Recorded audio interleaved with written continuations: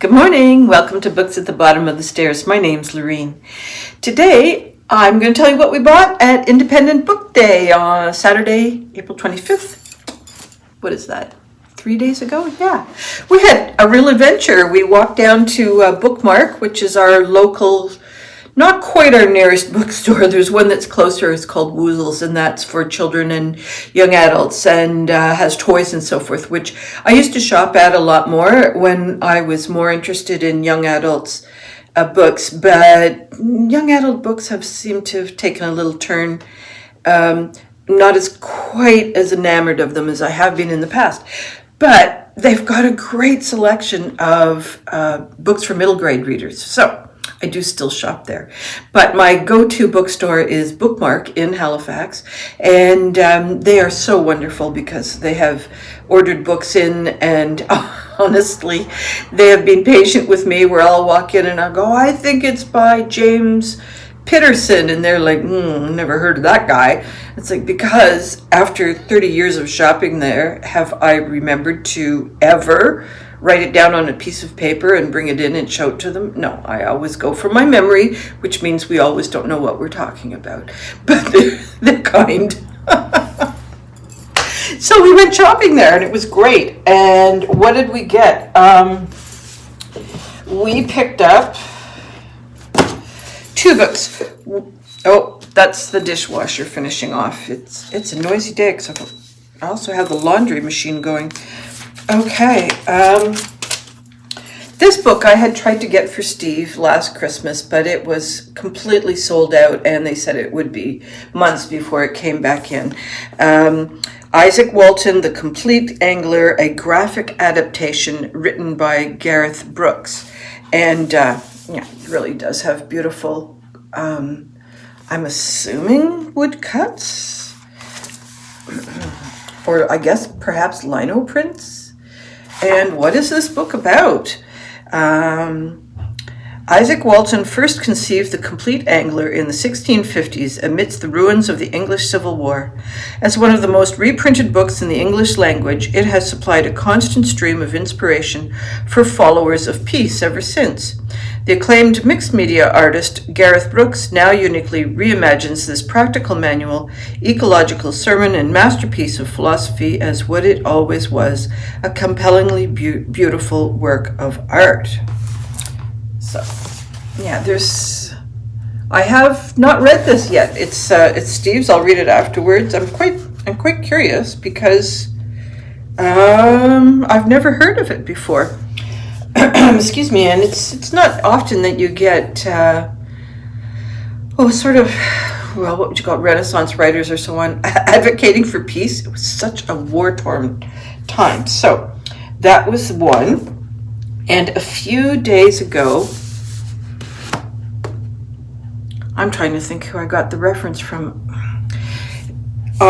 Somebody was going over mystery books and brought this one forward, Guilty by Definition by Susie Dent. Susie Dent, I know, is an author who has written a lot about language, and she's a master language knower. She's really invested into dictionaries and so on, and I thought that can't be terribly interesting. But I do know, my goodness, if you watched about 10 years ago or maybe more, there was Jimmy Carr on BBC Radio TV had a show, 9 out of 10 Cats, I think it was called, and it was a game show, and it was all comedians, and Susie Dent was there as the straight-laced person, and what people had to do was unscramble letters, and she had such a good brain for this that she would be able to anticipate any number of the words that would be unscrambled and to say whether someone could have done better or not, or she would verify whether something actually existed as a word or not. It was pretty hilarious, but Susie Dent was kind of she was kind of the housekeeper in the corner, in a sense. She didn't, every once in a while she'd offered up a zinger as far as the comedy went, but most of the time she was just pretty quiet and seemed like a lovely person. And so, like, that's how I know Susie Dent.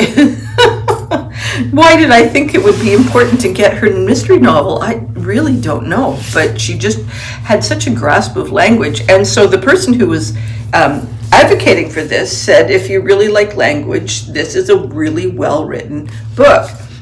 And I thought that would be nice for a change in a mystery, because quite often there's a lot of problems in current mystery writing that, no, I won't go into. But when an anonymous letter is delivered to the offices of the Clarendon English Dictionary, it is immediately clear that this is not the usual lexicographical inquiry. Instead, the letter hints at secrets and lies linked to a particular year. For new senior editor Martha Thornhill, the date means only one thing: the summer her brilliant older sister Charlie went missing. After a decade abroad, Martha has returned home to the city whose ancient institutions have long defined her family. Have the ghosts she left behind been waiting for her return? When more letters arrive and Martha and her team pull apart the complex clues within them, the mystery becomes even more insistent and troubling. It seems that Charlie had been keeping a powerful secret. Now someone is trying to lead the lexicographers towards the truth, but other forces are no less desperate to keep it well and truly buried. Yeah, so that's what Susie Dent is, a lexicographer. So we'll see. I have no idea. It was completely an impulse purchase, and yeah. She's also, it's funny because this is a generation of BBC game time people who just have turned, now the game shows are over, they've turned to writing. So that tall guy with the teeth, he wrote the mysteries, the Tuesday Murder Mysteries, and then the other one I'm going to tell you about in a sec, Graham Norton. He was a sort of like Stephen Colbert in terms of interviewing movie stars and kind of pop culture sort of thing. And oh my gosh, he was funny too. That was a great show. So, but the part of the story that I haven't told you is that we went in our Volkswagen camper van. We got it all juiced up and we drove down to what is known here as Exit 5. And Exit 5 is where you turn left and you can go to Hubli and Peggy's Cove one way, and you can keep on going down the coast road towards Mahone Bay and Chester and so on if you go the other way. But at Exit 5, it's sort of a little conglomerate of little strip malls, and in that strip mall is a bookstore called Otis and Clementine, and I've talked about that before. It's where they keep cats that are part of the SPCA system, and so these cats will come into the store one at a time. There's a store cat, and usually kittens or younger cats will come in, and they get to meet the public and quite often are adopted within days. And so Steve and I have been there a couple of times, and we thought, well, we could accomplish a lot of things. We could support an independent bookseller, but we could also take the van on a highway sprint and see how, whether things were chugging okay in the engine, and possibly we could see a kitten. So it seemed like a good idea. And once there, we each found one book. Graham Norton is the TV. It's not a co-host, host of a TV show in the BBC lexicon of humor, and he's been writing a mystery books since. Are they mystery? They're kind of more on the dramatic side, and since he retired. And so this one, I've read one other which I thought was good, and so I grabbed this one off on a chance, see what it's like. It's 1987, and a small Irish community is preparing for a wedding. The day before the ceremony, a group of young friends, including the bride and groom, drive out to the beach. There is an accident. 3 survives, but 3 are killed. And I won't tell you the rest, but it's the secrets and unspoken longings and regrets that have come to haunt those left behind will not be silenced, and before long, someone will have to confront their past. So, I think that will just be, a nicely written book. Not expecting a lot, just a nice, pleasant couple of days. And Steve picked up this one, Now, I should mention that this is a used bookstore, so they don't. It's part of what we do is we take books that we're finished with and we donate them. We don't get anything back. We don't get any credits or anything like that, and we donate it to the shop and find something to buy or move on. And Steve found Matti in the Wallet. Matti Kukkarossa and Other Adventures in Finnish Language Nightmares by Karolina Korhonen.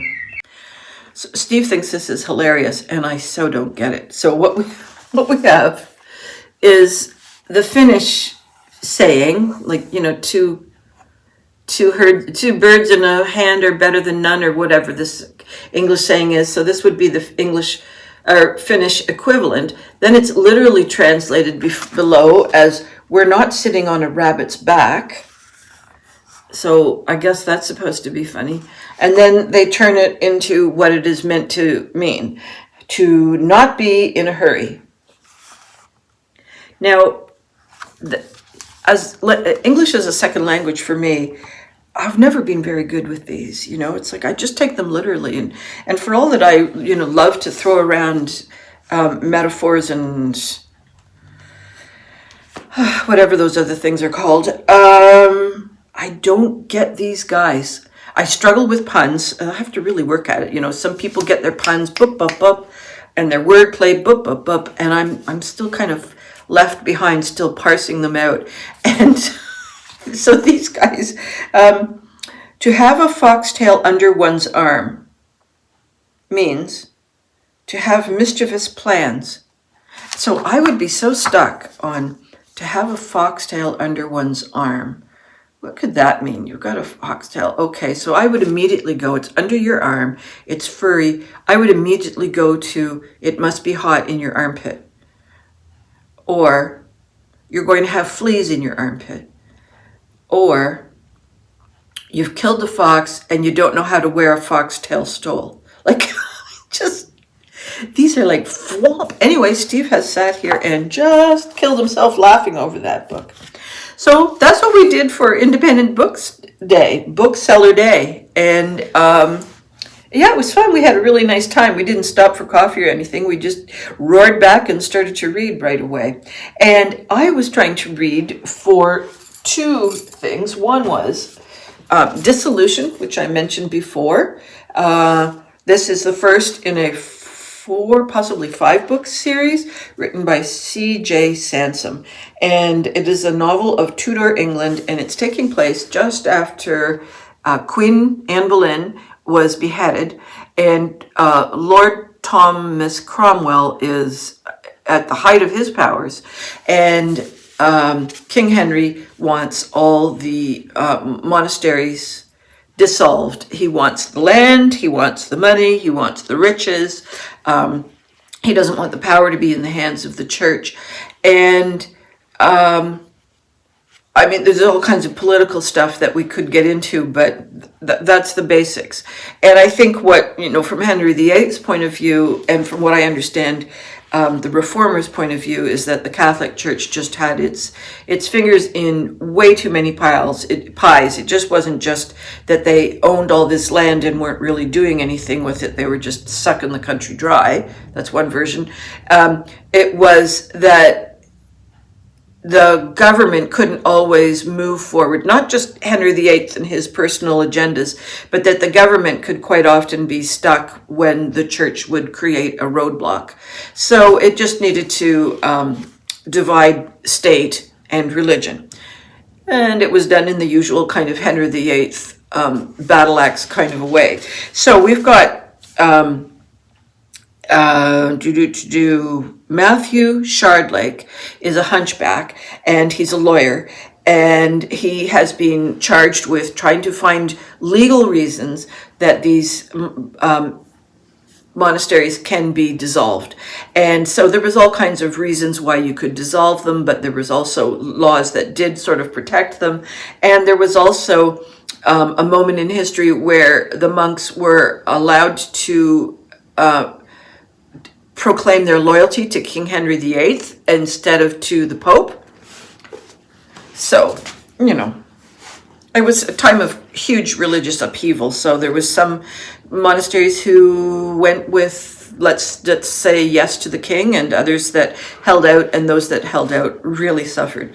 So this is a monastery that Matthew Shardlake has gone to. Thomas Cromwell really wants the lands, and Shardlake has to figure out a way to do that legally. And there's been a murder, and so they think this might be, the crack in the wall that they can get the monastery out of the hands of the monks.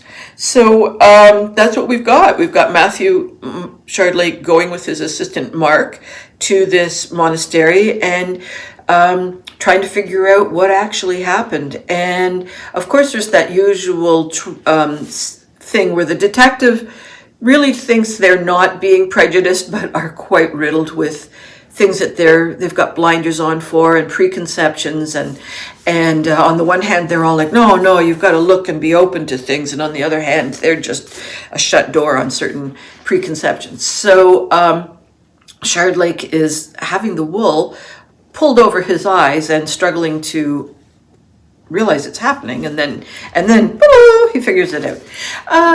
I liked this. I thought it was a pretty good story. One of the things, the other reason I'm reading this is that I recommended it to my sister because she needed recommendations for a traveling thing that she was going to go on, and she wanted a historical novel. So I don't know what she thinks of it. She's been waiting for me to finish mine, and that now we're going to have a chat. So I may come back to this because her email was, we need to talk. So I don't know what's coming my way, whether I ruined her vacation or whether she really enjoyed it. So I may come back with what her comments were. Anyways, I've got 2, 3, 4 back there, and I'm just going to plug away with those over time. The other book, I had 3 books that I was really looking forward to. This one, Sitting with Giraffes, Smitten by Giraffe, My Life as a Citizen Scientist by Innis Dagg, is nonfiction. It's an autobiography, and just confirms for me why I don't like autobiographies. I was under the impression, first of all, that this was a person who had sort of a science background, but didn't really have an education in the animal zoology, that sort of things. This is taking place in the 1950s, so animal behavior is not really a trend yet. Jane Goodall is just left to deal with the apes. So there's some opening ups of doors here, but nobody really knows what they're doing or how to do it and what's going to make good science and what isn't. And so there's that infancy of animal behavior. And I just assumed we'd get a whole lot of Giraffe. But what we get is someone who is... It's just very dry, and it's very, for an autobiography, it's very personal. I don't know how to explain it. There's some people that in an autobiography, when they're talking about what their life's work is, they talk about their life's work. And I was not getting that here. Yes, there were comments about giraffes, but I just thought there'd be a whole lot more giraffes. So the intro was dull as dishwater. The first chapter, where she's kind of explaining how she manages to get to Africa, is kind of interesting. She's in Africa for about a total of a year, I think it is, and she manages to get to a farm where she does her initial studies, and it's like about 10 pages long. And I'm thinking, wow, this is like the most coolest part of your career as far as opening the doors to your studies go. And she just makes notes of what the giraffes are doing and what they're eating, but she doesn't really share any of that. And then I decided not to keep going because she got some good pictures in the beginning, but environmental efforts, a potpourri of interest, a sexist university, how bad was it? Awful. Social activism, working for equality for women in the arts, homosexuality, taxonomy, and mammalogists, women in science at Canadian universities. I wanted the giraffes. So there's one more chapter, I guess, starting on page 65. It's about the first book on giraffes, so I'll read that chapter, but I don't know. I guess it's not even first scientific book on giraffes. 1, 2, 3, 4. It's 4 pages long. I don't know what I'm going to read, but I was sad. I thought I could bring this to my Reading Across Canada book club, because I thought, oh, cool, a Canadian scientist. That will be good, because Reading Across Canada, well, I think it's not going to get very far. All right, the next one I picked up was this author who I have read, Clare Vanderpool, who wrote the Newbery Medal winner, Moon Over Manifest, which I adored. I really loved. And so I thought, I'm going to go back and get her other writings. And she's written Navigating Early, which I've also read and loved. So has she written anything else? I think it's just the 2. Yeah, she's a really good writer. I wish she was writing more. I adore her children. And they come from unfortunate backgrounds and have to really learn how to be independent in the world of adults who are benignly interested in them. So it's not neglect. It's just not, they're not set up for success, I guess that's what I'm trying to say. So in this case, we've got a young boy whose name is Jack, and he goes to a boys' school, and his roommate is Early. Early is an eccentric, and the two of them decide that they are going to run away from the school, boys' boarding school, and they are going to travel the Appalachian Trail looking for a bear, like a spectacular bear. And it turns out there are a couple of adults kind of keeping an eye on them vaguely, in a sort of hands-off, concerned sort of way. This is taking place in the late 1940s. And so there's still, kids are still not as overprotected as our kids, but this is a little underdoing it. Anyways, Jack and Early are really terrific 2 characters. And since I have read it and I can pretty much remember the entire story, I am going to put it back in the library and call it a win. Now, I'm not 100% sure how I think about this book. It is The Observer by Marina Endicott. She's written other things, Good to a Fault, The Little Shadows, Close to Hugh, and The Difference. And this one was written in 2023, so there's a gap of The Difference and The Observer of about 4.5 years. I'm not sure what I think. We've got a woman and her husband, Julia. Julia is a playwright and a poet, and she and her husband, Hardy, have moved to a small community called Medway in Alberta, I guess. No, Edmonton, Saskatchewan, near Edmonton. That's in Saskatchewan, isn't it? Edmonton, Alberta. He's an RCMP officer, and he was a journalist for newspapers. And this is taking place before cell phones. And he's really got the brains for the job, but he doesn't have the thick skin that a paramedic would need or emergency nurse would need.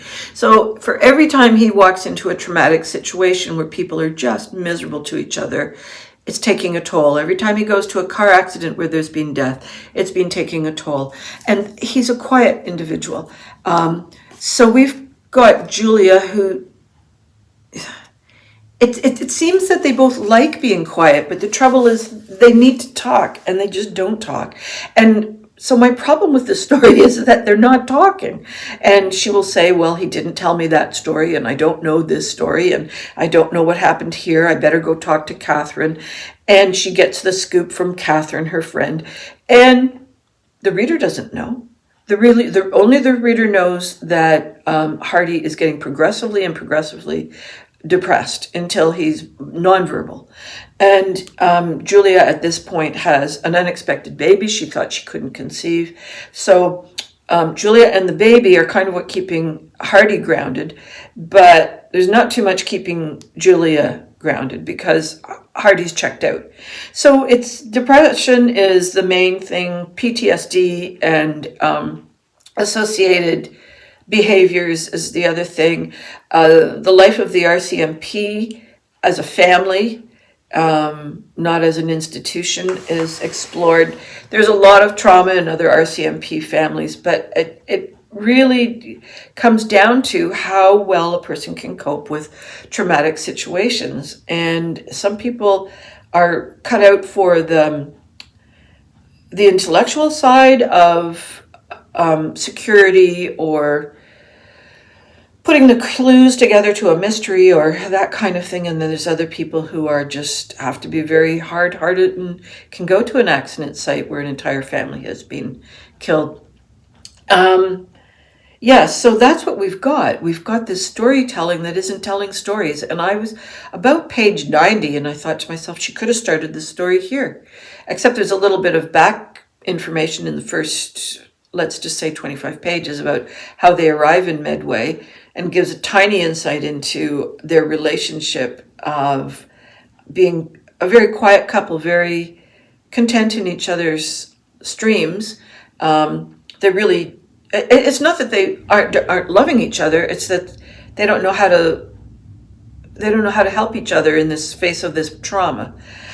So Hardy has to go for some psychologist stuff and some drugs, and he gets about 6 months leave of absence, but he's not allowed to go on vacation. So he still has to stay where the trauma is, and their friend group is other RCMP officers. So he hasn't really left the terrain of the trauma. And Julia, being pretty much an introvert, has a small circle of friends who are connected to the RCMP and to the newspaper that she substitutes in as an editor from time to time.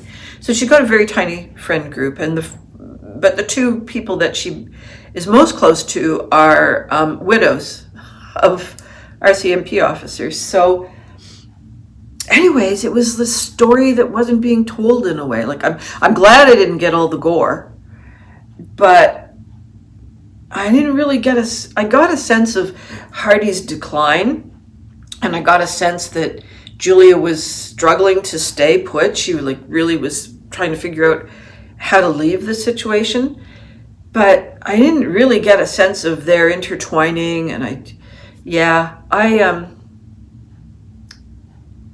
don't know. It's going to be for book club. It's Reading Across Canada with Jolene is going to happen tomorrow night. Yes.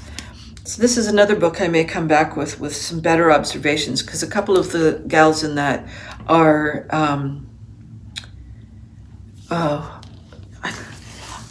they read it through a different lens, I think. So I'm looking forward to see what they have to say with it. I think it's one of those books where I'm going to need help formulating my own ideas. Would I recommend it? I'm not sure. I don't think so.